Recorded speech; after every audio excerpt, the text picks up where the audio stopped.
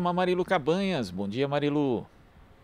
Olá, bom dia, Glauco, bom dia a todos, todas que estão acompanhando aqui o Jornal Brasil Atual. Vamos falar agora sobre as explosões no Aeroporto Internacional de Cabu, que deixou mortos e feridos. Alguns países já encerraram seus voos de evacuação do Afeganistão. A Organização do Tratado do Atlântico Norte, OTAN, confirmou o atentado terrorista assumido por um braço do grupo do Estado Islâmico. O Talibã condenou o ataque e a gente vai falar sobre esse assunto com Mohamed Habib, ele que é secretário-geral do Instituto da Cultura Árabe e professor titular da Unicamp. Olá, professor, bom dia, prazer em revê-lo. Bom dia, Marilu. Bom dia aos nossos queridos ouvintes e queridas ouvintes. Bem, professor, bom, eu queria inicialmente que o senhor falasse sobre os impactos, né, desse ato terrorista do Estado Islâmico para o Talibã, que retoma o poder no Afeganistão. Se puder também falar do Estado Islâmico, é importante, professor. Claro. Bom, o que aconteceu ontem, na realidade, foi uma demonstração de um plano até antiético em termos de política, né? Mostrou-se claramente que o que está acontecendo e a partir da invasão é uma disputa política entre os republicanos e os democratas nos Estados Unidos e aproveitaram disso tudo para exatamente faturar politicamente e derrotar os democratas politicamente. Aparentemente conseguiram. Mas esse fogo de palha, e logo a realidade vai aparecer, e começou a aparecer ontem mesmo. Se nós pegarmos a fala do Biden, coitado, eu fiquei com pena dele, inclusive, né? Ele quase chora de desespero, né? Devido a essa falta de ética na política interna norte-americana dos republicanos, né? Então, ele declarou mais de uma vez que os talibãs são amigos, os talibãs são corretos, os talibãs não fizeram absolutamente nada e que os Estados Unidos, durante 20 anos, ficaram lá, Deus sabe para quê. Entra o presidente, sai o presidente, até que o pepino terminou na mão dele. Eles tinham que tomar essa decisão, que já foi decidida, na realidade, no ano anterior, pelos republicanos, a partir do ex-presidente Trump, né? Então, o impacto disso na política interna norte-americana, depois eu falo no impacto da questão do Talibã, o impacto nos Estados Unidos, isso também é muito importante, porque a curtíssimo prazo, os republicanos ganham alguns pontos na política ou na popularidade, mas logo eles vão perder tudo isso e a postura ética do Biden começa a ganhar exatamente pela postura humana que ele teve. Tudo que os Estados Unidos perderam são 13 militares. 13 militares. Né? Nós aqui no Brasil, mesmo lá nos Estados Unidos, por dia eles perdem dezenas e centenas, né, pela Covid. Né? Por dia. Portanto, é mais propaganda, mais política do que outra coisa, né? O acontecimento, essas invasões, para terem acontecido na área portuária, que sob o total controle das forças bélicas militares norte-americanas. Os talibãs nem chegam lá, nem entram lá. Os talibãs ficaram na capital, os americanos exatamente nessa área portuária toda, né? E as explosões aconteceram lá dentro. Portanto, se tiver falha, é a falha exatamente dos norte-americanos e da equipe que se preocupou apenas com a evacuação e a saída deles nos aviões e não se preocuparam, não deram atenção da possibilidade de explosões, embora foram avisados. Agora, sobre o impacto nos talibãs, isso fortaleceu muito os talibãs, porque a opinião pública mundial viram claramente a declaração do Biden, que ajudou muito nessa questão. Os talibãs não quebraram sequer um vidro de uma loja, não atacaram a embaixada, consulado, o serviço diplomático dos Estados Unidos, não fizeram nenhum estrago. Quem fez isso foi exatamente um grupo, né, do Estado Islâmico, ISIS-K, que eles chamam, né, devido à sua localização geográfica na Ásia Central, né? E esse braço islâmico de ISIS, né, foi aquele que tinha que sair do Iraque e da Síria, derrotado, fracassado, né? E os próprios americanos que abriram para eles as portas lá no Afeganistão. É um grupo não aceito pelos talibãs. Os talibãs são afegãos. ISIS não são afegãos. Os militantes do ISIS-K, todos são de fora do Afeganistão. Não tem dentro deles nenhum afegão. Nenhum. Enquanto que os talibãs todos são afegãos, são cidadãos daquele país que está sofrendo esses 20 anos. Né? Então, a opinião mundial começa a ver os talibãs a partir de um outro olhar, né? Começam, a partir da fala do Biden, a analisar a situação do Afeganistão a partir de uma outra visão, um outro conceito, né? Se o próprio presidente dos Estados Unidos, hoje, Biden, declara e reclama, não sabe o que nós ficamos fazendo lá 20 anos. Né? Exatamente isso para responder aos republicanos que estavam esperando 11 de setembro, daqui a 2 semanas mais ou menos, para fazer uma grande festa republicana. Porque quem levou, quem invadiu o Afeganistão foram os republicanos, foi Bush filho. Né? Esse foi a invasão do Afeganistão, né, através dos republicanos. Eles queriam também dizer que a saída, né, pacífica de lá, também dos republicanos. Então, os republicanos estão cheios de sucesso, né, para invadir e para sair, eles que mandam. Né? E esse conceito, ou essa busca de ganhar alguns pontos positivos na opinião pública, às custas do Biden, que é um político muito ingênuo, muito vulnerável, inclusive, né? O plano deles caiu, foi para água abaixo. Não funcionou, né? Obviamente, durante 2, 3 dias, nós vamos ouvir essa continuação da direita norte-americana e da extrema-direita norte-americana e da extrema-direita da grande mídia brasileira, tocando na mesma tecla, né? Parece mais republicanos norte-americanos do que brasileiros, né? Então, é uma postura ridícula que a grande mídia brasileira fazendo, repetindo que nem papagaios o que a grande mídia norte-americana fala.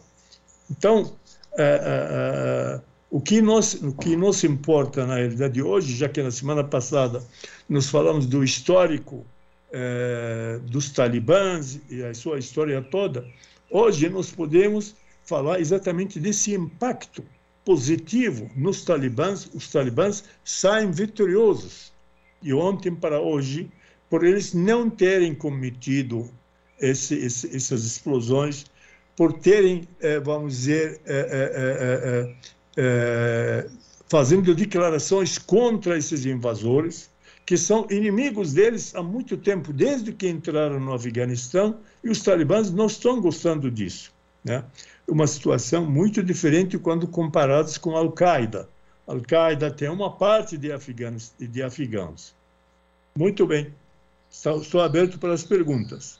Então, professor, bom, a gente vai continuar ainda falando o tanto de trabalho que o Estado Islâmico pode dar para o Talibã, né? Enfim, claro, já a curto e médio prazos, mas eu só queria salientar a questão também, voltando aos Estados Unidos, o governo Obama também esteve presente, né, na guerra. A gente fala dos democratas e republicanos, mas o Obama também continuou, né, professor? Claro, porque, na realidade, tudo jogo político, eles fazem as coisas de acordo com o termômetro da popularidade, né? Então o Obama, Barack Obama, ele sabia muito bem que se ele tentar declarar a saída e assumir a responsabilidade da saída das forças armadas norte-americanas do Afeganistão, provavelmente isso causaria dano político para os democratas. Então, eles preferiram continuar gastando dinheiro, preferiram vendo soldados americanos morrendo, né? Não estou falando dos afegãos, porque esses não é o motivo de preocupação dos americanos, né? Então, o próprio Barack Obama optou por dar continuidade à ocupação, né? Por dar continuidade à invasão, né? E o Biden, ele resolveu concretizar, na realidade, aquilo que foi feito por Trump. O Trump e os republicanos que declararam e que decretaram a saída, né? Então, o Biden não tinha o que fazer, né?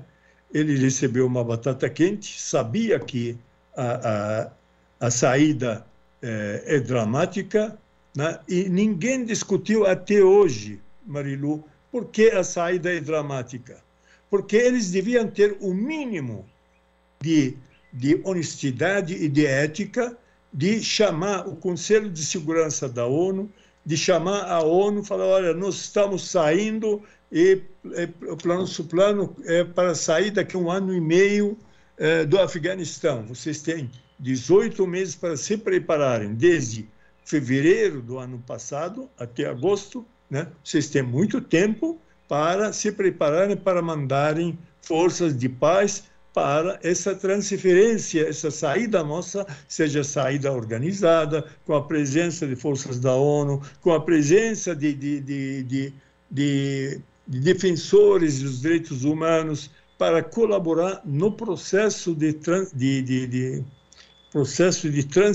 transferência de responsabilidades em todos os órgãos. Tem ministérios, tem funcionários públicos, tem salários a serem pagos, tem mercadorias que têm que abastecer o mercado, tem vacinas contra o Covid, tem um monte de pepinos, né, que precisam ser feitos e não podem ser interrompidos. A interrupção do abastecimento mata um povo pobre. Então, caberia, e seria o mínimo esperado dos Estados Unidos, sejam democratas, sejam republicanos, e o Estado norte-americano tinha que ter o mínimo de ética para acionar a ONU e os seus diferentes órgãos para participar nesse processo gradual de transferência de poder para os talibãs. Infelizmente, não fizeram isso. Foi até surpresa para os próprios talibãs. Foi até surpresa para o próprio presidente, que saiu refugiado para Oman. Os talibãs tinham que sair correndo para ocupar o espaço da capital, Cabul, porque representa o poder, né? Isso tudo foi feito nas coxas. Então, quem é o culpado por isso? Na minha avaliação, os Estados Unidos é o primeiro culpado, ele precisa ser denunciado nos tribunais internacionais de uma irresponsabilidade, de uma invasão não autorizada pela ONU. Quando invadiram, né, eu me lembro muito bem, o ministro do Exército, das Forças Armadas, da Defesa, chamando da Defesa, eu odeio esse termo, ministro da Defesa. Nos Estados Unidos, ministro da Defesa, são ministros de ataque lá, porque aquele país só ataca, né? Mas, enfim, então, não tiveram autorização da ONU, mas, no mínimo, então, agora, na saída, vocês deveriam respeitar a ONU e pedir para eles fazer essa fase de transferência de poder para que, exatamente, o povo afegão não pague caro. E a minha preocupação hoje é exatamente estar nesse sentido. Qual é o preço que o povo afegão vai pagar devido a uma saída irresponsável, não articulada com a ONU, para que a ONU, através das forças de paz, representada por um monte de países, tomasse conta desse país enquanto que os americanos saem. Perfeito. E, professor, agora voltando à questão do Talibã, né? O quanto que o Estado Islâmico, né, esse braço do Estado Islâmico que o senhor citou, deve dar trabalho, né, para o novo governo, enfim, que reassume, né, o Talibã que reassume o poder. Eles vão continuar nesses ataques? Qual que é a sua impressão, professor? A minha impressão, nada disso. Não é guerra entre o ISIS-K e os talibãs. A guerra não está entre esses dois. Não. Embora não há simpatia entre os dois, mas não é a hora para que eles atacam ou causam outros distúrbios. Eles apenas queriam mostrar para os Estados Unidos que eles estão presentes, que eles não foram incluídos nas discussões e nas negociações junto com os talibãs, né? E que eles querem mostrar que politicamente eles estão presentes, então temos que trabalhar juntos. Então, provavelmente, eles estão em busca de um espaço político dentro, né? Mas não chega a atacar uma criança afegã. Isso nunca vai acontecer. Se o objetivo fosse os afegãos ou o Afeganistão, eles poderiam fazer isso na capital ou em qualquer outra cidade. Não fizeram isso. Eles foram exatamente no campo, né, na área do aeroporto, que é sob domínio militar norte-americano. Portanto, o objetivo deles é outro. Eu duvido muito, acredito que eles nunca vão fazer essa atitude, né? Embora são radicais, mas eles têm os seus princípios. Eles se matam por princípios, por ideais. Essa postura deles não é coerente, não espera deles que eles fazem isso, né, contra o povo afegão. Mas, de qualquer forma, afegãos foram atingidos, né, professor? Sim, são aqueles que estavam lá dentro da mesma área controlada pelos americanos, né? A questão aqui não é para cada vítima, antes de ser atingida, mostrar passaporte ou carteira de identidade. Eles foram geograficamente para o único pedaço que sobrou para os americanos sob o domínio dos americanos, que é a área do aeroporto, né? Mas a intenção deles não era atingir os afegãos que estão lá, né? Eles atingiram, né? E tem mais, a maioria dos afegãos que estão lá são aqueles que estavam querendo exatamente sair, né, nos aviões que estavam levando norte-americanos e colaboradores, né? Então, agora, diga. Não, pode falar, professor. Não, então, eu só queria frisar isso.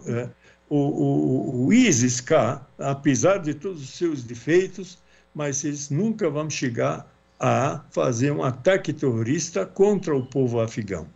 Entendi. E, professor, falando ainda do Biden, né, ele disse que o país não vai perdoar, não vai esquecer, vai caçar os responsáveis pelas explosões no aeroporto, vai fazê-los pagar por isso. Como é que o senhor vê essa reação, então, do presidente norte-americano? O que deve acontecer? Né? O que vai acontecer, de fato. Vai acontecer porque não esquece, e ninguém deve esquecer, que os Estados Unidos têm bases militares na Ásia Central, tem bases militares no Oriente Médio. Dessas bases militares, aviões podem sair, né, e chegar até a área lá, podem fazer todo o trabalho de investigação espacial do espaço, né, para exatamente localizar esses grupos, né?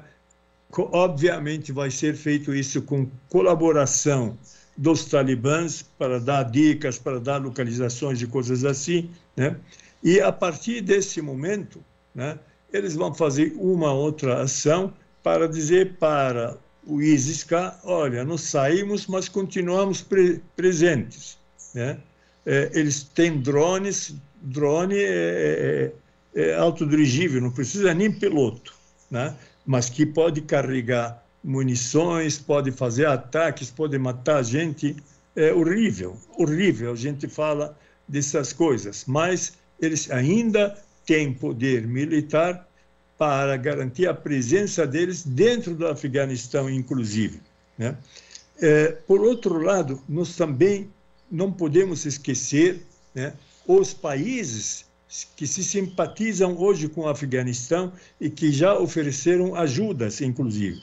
Essas ajudas não vão entrar no campo militar contra o ISIS, mas vai ser uma ajuda para fazer aquilo que os americanos tinham que planejar junto com a ONU. Então, ajudas humanitárias em grandes dimensões já estão sendo estudadas por alguns países que vão mandar para o Afeganistão para ajudar os talibãs para passar por essa fase, né? Exato. Esse é um ponto fundamental, né, professor? Como o senhor falou, qual que é o preço, né, que o povo afegão vai pagar pela forma irresponsável da saída dos Estados Unidos sem chamar a ONU, quer dizer, no meio dessa pandemia. Então, o senhor acredita que realmente essas forças humanitárias, essas ajudas humanitárias internacionais devem chegar para tentar... Devem chegar,